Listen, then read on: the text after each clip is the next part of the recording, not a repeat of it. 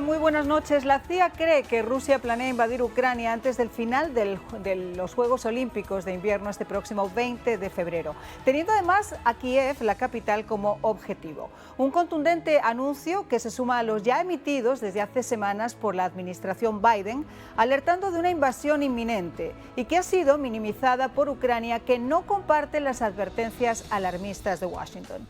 Sin embargo, ante esta nueva alarma, reconocida por el secretario de Estado, Anthony Blinken, Biden, siguiendo las instrucciones de su asesor de seguridad nacional, Jake Sullivan, quien aseguró que esperaban un ataque aéreo en cualquier momento que dificultaría la salida de esa nación, pidió a los más de 30.000 estadounidenses que residen en Ucrania que abandonen de inmediato el país, porque si no lo hacen, no habrá operación de rescate por parte del ejército estadounidense. Biden dijo que no metería ningún soldado en Ucrania para organizar una evacuación de estadounidenses porque, según él, de ser así, nos las veríamos con uno de los mayores ejércitos del orbe y habría una guerra mundial si los estadounidenses y los rusos empiezan a dispararse unos a otros. Mientras está todo su personal diplomático en una conversación telefónica, Biden aseguró a Putin que la vía diplomática sigue abierta, pero le advirtió que Washington está también preparado para otros escenarios. El presidente estadounidense reiteró su amenaza de responder con medidas rápidas y severas si decide invadir nuevamente a Ucrania. El presidente francés, Emmanuel Macron, que ha liderado los esfuerzos diplomáticos desde el lado europeo, también recordó a Putin que el diálogo sincero no es compatible con la escalada militar. Para echar más leña al fuego, de la mano del presidente chino Xi Jinping y en tono desafiante, Putin proclamó el comienzo de una nueva era para crear un contrapeso mundial a Estados Unidos y sus aliados, asegurando que la hegemonía de Norteamérica estaba acabada. De hoy, Manolo González Moscote, analista político internacional, ha trabajado como corresponsal en Moscú para varios medios internacionales. Lo hemos tenido en numerosas ocasiones en el programa y hoy tenemos la fortuna de tenerlo aquí físicamente. ¿Cómo estás? Muy bien, Marian, siguiendo todos estos acontecimientos que no nos dejan dormir. No, la verdad que esto está así como quien dice colorcito de hormiga. Y tenemos con nosotros también a Arthur Garfield, coronel de las Fuerzas Especiales del Ejército de Estados Unidos, experto en seguridad nacional, terrorismo, política exterior, otro buen amigo también de este programa. Muchísimas gracias, Arthur, por acompañarnos. Muy buenas noches, Marian. Muchísimas gracias. A ver, vamos a empezar, si te parece, contigo por la parte que corresponde. Biden ha sido enfático. Si finalmente se decidiera, hubiera una incursión armada de Rusia a Ucrania y los estadounidenses residentes en el país no salieran a tiempo, no va a haber ninguna operación de rescate. No va a haber ninguna operación de rescate. Ya en esos momentos, pues ya, obviamente, pues ya la parte de Ucrania que estarán bajo control ruso, pues sería imposible de nosotros entrar a rescatar a estas personas. Pero sí tomo nota de lo que anunció el presidente hoy, de que la Embajada de los Estados Unidos o los restantes miembros de la Embajada de los Estados Unidos se hayan movido a la ciudad de Lviv, en la parte oeste de la ciudad de Ucrania, la cual queda 7 horas por tren o carretera desde Kiev.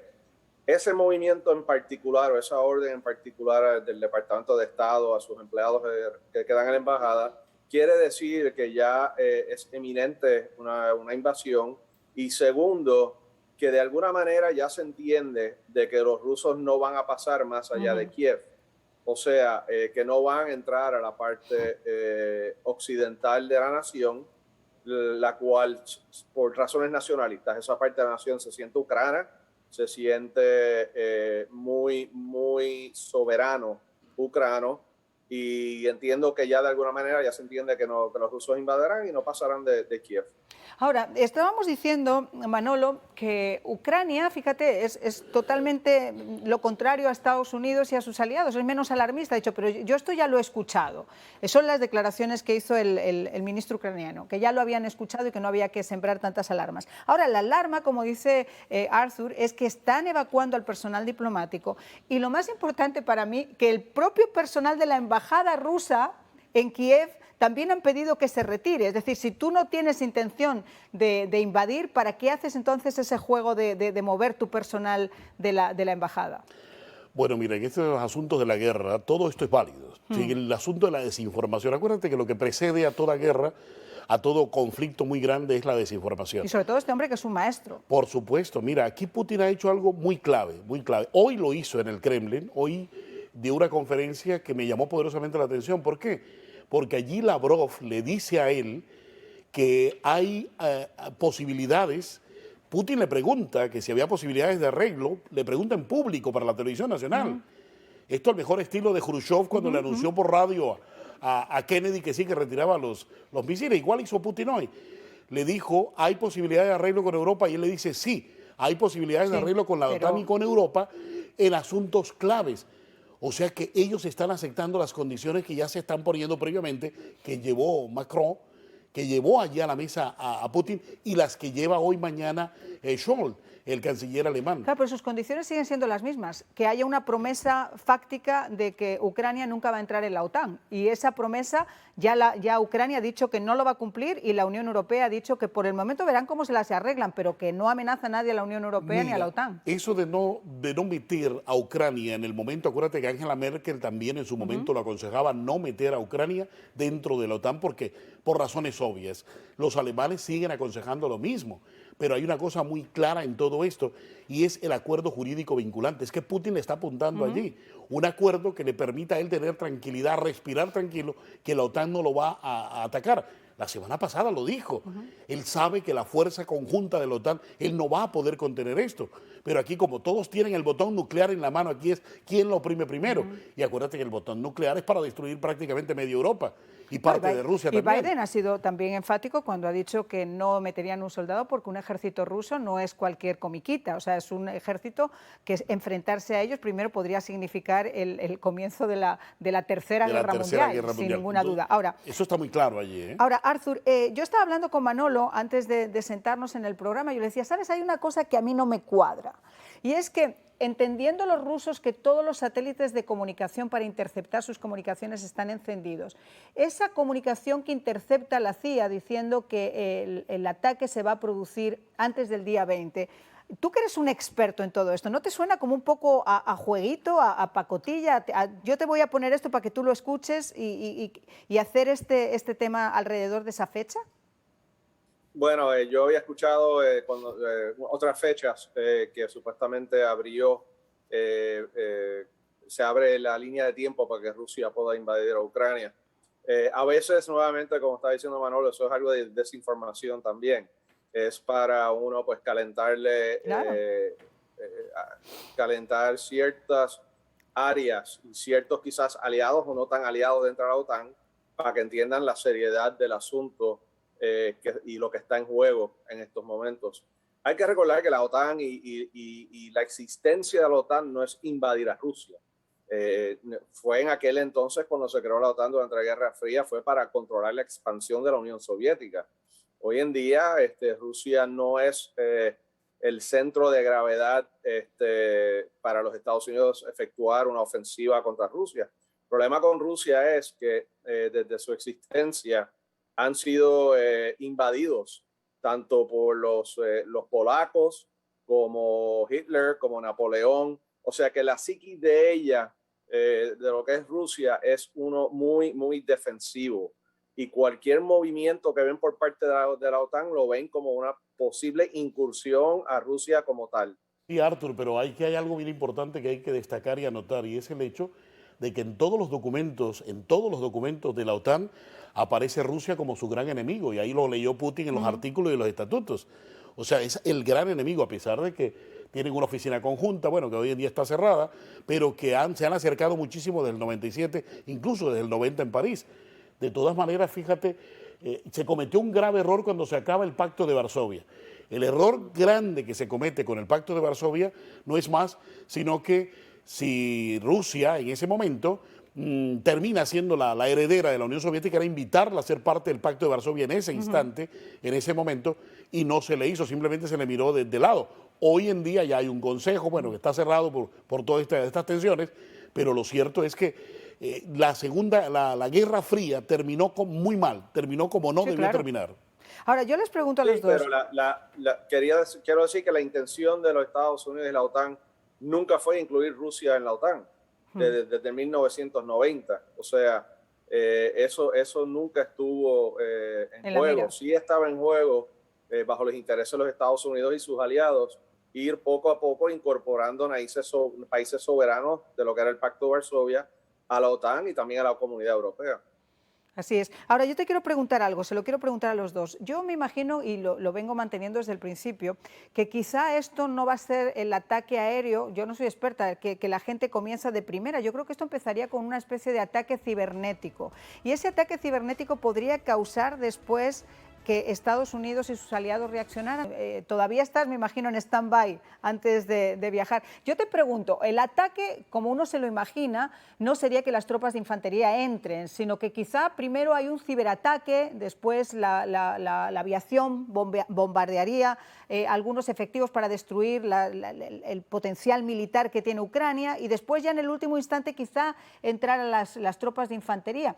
¿Voy por lo cierto o estoy totalmente descerebrada? En parte, esto va a ser obviamente algo muy organizado y sincronizado. Uno comienza queriendo atacar cibernéticamente todas las líneas de comunicación existentes en Ucrania, sea internet, teléfono, celular, no celular, las torres. Vas a querer controlar el agua, la luz, los medios de comunicación, de TV, de radio. Y eso va a estar sincronizado con un ataque inicial que será atacar los centros y los radares que adelantan la posible invasión de las tropas rusas. Y por ahí vas escalando y entonces vas atacando sistemas de comunicación militares y por ahí va escalando la cosa hasta que llegas a un punto, lo que se llama un decision point, donde ya ellos deciden ya cometer tanto las tropas de terreno sobre el terreno y a la vez aéreo, y eso también minimizado. Y a la misma vez no nos olvidemos de los buques de ataque anfibio que están ahora en el Mar Negro, exacto. Que su propósito son como los infantes de marina, o sea, el propósito de ellos es entrar a las áreas litorales y comenzar una invasión marítima terrestre. O sea que todo esto va a estar muy bien sincronizado, todo esto va a tener un flujo que no va a ser nada raro. Y mira, quizás sacaron su embajada rusa o su personal de ahí porque es que sabemos que sus sistemas ofensivos de misiles y también sus sistemas de aviones de ataque no son muy precisos. Y entonces pues cabe la posibilidad, que malo sería que gente rusa que están en Kiev pues se verían víctimas de sus propias municiones. Mira, hay algo bien interesante respecto a esto del ciberataque. Yo vengo diciendo que Rusia hizo un ensayo grande de ciberataque, lo hicieron hace poco. No hay una hoja que no se mueva en Rusia que en el Kremlin no se sepa, que los sistemas cibernéticos están totalmente controlados. ¿Crees que lo que pasó aquí en Estados Unidos? Lo que pasó en Estados Unidos para mí fue el ensayo general de un ataque cibernético a gran escala. Se hizo con las empresas cárnicas de Brasil, se hizo con las empresas de hidrocarburos, el secuestro a todas estas cuentas. Esto es un gran ensayo, pero acuérdate que también Joe Biden en reunión con Putin le dijo, si usted sigue en este ciberataque, nosotros haremos esto, a usted le gustaría que pasara esto y estos ataques en Rusia. Allí Putin quedó pensando y desde allí, cuando él le puso esa línea roja, Putin lo pensó dos veces. Ahora la OTAN ha metido los mejores equipos de comunicación, lo que tiene que ver con ciberataque, están allí en Ucrania y en torno a Ucrania haciendo una especie de escudo para receptar absolutamente todo lo que llegue al ataque cibernético si se da en esta gran masificación que se prevé, la que habla Arthur. Y por supuesto, aquí está algo muy claro y es que el Kremlin está encima de todo esto porque son posibilidades de una guerra. Es que ya hoy la guerra no es tanto el arma ni el hombre físico en el campo, sino también el cibernético, que es más peligroso. Fíjense que una de las cosas que han pasado también en medio de todo esto, y es que yo siempre digo que entre pillos anda el juego, resulta que se han utilizado los Juegos Olímpicos de Invierno para que Rusia y China estrechen los lazos y de la mano uno del otro han hecho una declaración conjunta que a mí me ha parecido extremadamente peligrosa, porque dice, proclamamos una nueva era en la que la hegemonía de Estados Unidos va a terminar, está acabada. Arthur, ¿qué opinas al respecto? Bueno, hoy mismo da la casualidad que yo sometí unos escritos ante el Comité del Senado de Energía y Recursos Naturales sobre este mismo tema y cómo aplicaría la amenaza al Caribe y al resto de Latinoamérica. Vamos a ver, obviamente, un incremento en la venta de armas en Latinoamérica y el Caribe. Ya vemos una inversión masiva rusa en Nicaragua, Cuba y Venezuela. Y acabamos de ver hace 4 días atrás, China acaba de entrar en acuerdos con Argentina con el Belt and Road Initiative. O sea, ya Argentina se une a otros 20 países de la región que ya están buscando inversiones con la China comunista. O sea, esto va a traer mucho problema en Latinoamérica y específicamente el Caribe, por donde van a transitar aviones militares rusos y también buques tanto chinos comunistas como rusos en la región. Ahora, en el caso de Rusia y lo que estabas comentando ahorita, o sea, si continúa Rusia en esto y si invade, pues lo que está haciendo Rusia es agarrando terreno para potencialmente ver un colapso de su propio gobierno, ¿sí? Económica, fiscalmente, y la gente misma se puede mover de nuevo como hicieron en el 91, que tuvo que entrar Yeltsin a poner paz. O sea, estás hablando de una economía que ya está débil y va a estar mucho, mucho más débil fiscalmente e internacionalmente. No, y eso es cierto, porque Biden ha dicho que claramente las sanciones serían durísimas y serían aplicables no solamente por parte de Estados Unidos, sino por parte también de los aliados europeos. Y hay que recordar otra cosa, Manolo, Putin tiene también un grupo bastante significativo en Rusia que no apoyan lo que hace. Yo me imagino que ya no es solamente el tema económico, pero cuando empezaran a llegar las bolsas con los soldados a Moscú, yo me imagino que le iban a recriminar muchísimo y ya no solamente su popularidad, sino yo te diría que habría mucho más en juego. Hay algo bien importante, María, que hay que resaltar. Putin tenía hace unos 4, 5, 6 años atrás una popularidad del 85%. Hoy esa popularidad de Putin está en el 40-45%. Tiene una oposición reprimida aprovechando este cuento de la pandemia para que nadie salga a las calles a protestar. Donde no hubiese ningún tipo de restricciones, te aseguro que estaría medio pueblo protestando para que él no atacara a Kiev. Y esto es bien importante. ¿Qué tiene Putin? Un patrioterismo, no un patriotismo, sino patrioterismo, que es exaltar hasta la saciedad y exagerando el patriotismo para que la gente lo acompañe a él. Putin está en este momento en un callejón sin salida. ¿Cuál es el callejón sin salida? Está en un abismo a donde tiene que pensar muy bien lo que va a hacer. ¿Cuál es el abismo en el que está Putin? Él no puede regresarse a Moscú vencido, porque la oposición se le viene encima, pero tampoco puede regresarse victorioso de una guerra, porque también se le viene el pueblo encima. ¿Por qué? Porque si llega victorioso, las sanciones, como dices tú, el sistema financiero internacional ahogarán a Rusia y solamente podrá tener vida financiera o de dinero líquido, porque vive desde el petróleo y el gas, por aproximadamente, ponle 2 semanas. ¿Y qué pasa cuando el pueblo, como dices tú, cuando vienen llegando las bolsas con los cadáveres y cuando comiencen a escasear los productos en el mercado porque no pueden comprar absolutamente nada internacionalmente? Entonces ahí se le viene la debacle. Te digo, Putin está en un callejón sin salida. Ahora hay que ver que no sea que en Washington, porque más de uno quiere provocarlo, porque también de eso se trata la guerra. Provocarlo para que haga la guerra, porque a más de uno le conviene la guerra, y eso lo entendemos. Eso también levanta el patriotismo en los Estados Unidos y sale todo el mundo con la banderita nacional por haber hecho esa incursión o enfrentar a Putin en el territorio ucraniano. Entonces, fíjate, hay que traer a Putin, hacer un arreglo con él, un acuerdo en el cual sea mutuamente ventajoso para todo el mundo, jurídico vinculante, y el otro por el otro lado, Ucrania, dejarla ahí en remojo unos 5 o 10 años, decirle que no va a entrar en la OTAN. Bueno, vamos a ver, de momento la mastodóntica e incontrolada deuda pública que tiene Estados Unidos hace que sea necesario el movimiento internacional, es decir, mantener a toda costa el dólar como divisa. Pero ¿qué es lo que ha ocurrido? Que con este acuerdo que ha hecho China con Rusia, están vendiendo... se aseguran 30 años de gas y de petróleo de Rusia a China y eso se va a pagar en euros, con lo cual el valor del dólar en ese mercado financiero también queda en peligro. Los próximos 3-4 días van a ser muy críticos en las negociaciones que están llevando tras bastidores los Estados Unidos con Rusia y potencialmente, como dice Manolo, llegar a un acuerdo que beneficie a todo el mundo.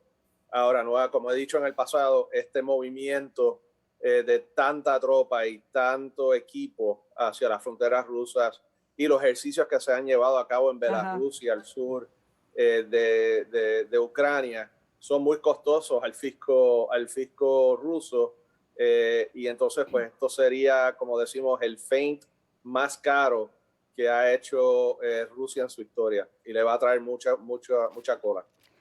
Yo creo que el fin está cerca. ¿Por qué? Porque ya se comienza a decir que los ejercicios militares están terminando, están llegando a su fin. Quiere decir, los rusos ya están comenzando a empacar las maletas. Lo que dijo Putin hoy, de que tenemos una posibilidad de arreglo, sí hay una posibilidad de asuntos claves. Tú hilvana todo eso. Joe Biden lo ha dicho, que todavía hay posibilidades diplomáticas. Schulz viaja a Moscú, viaja a Kiev, luego a Moscú, a convencer a Putin de que no ataque o a perfeccionar el acuerdo que ya llevó Macron y se lo puso en la mesa a Putin. O sea, yo creo que esto no pasa a mayores.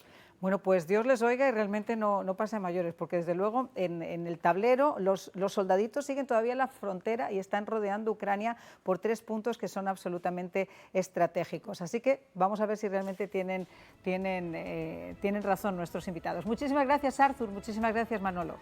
Y por supuesto, muchísimas gracias también a todos ustedes y que tengan un felicísimo día o lo que resta del día de San Valentín, el día del amor y la amistad. Será hasta mañana.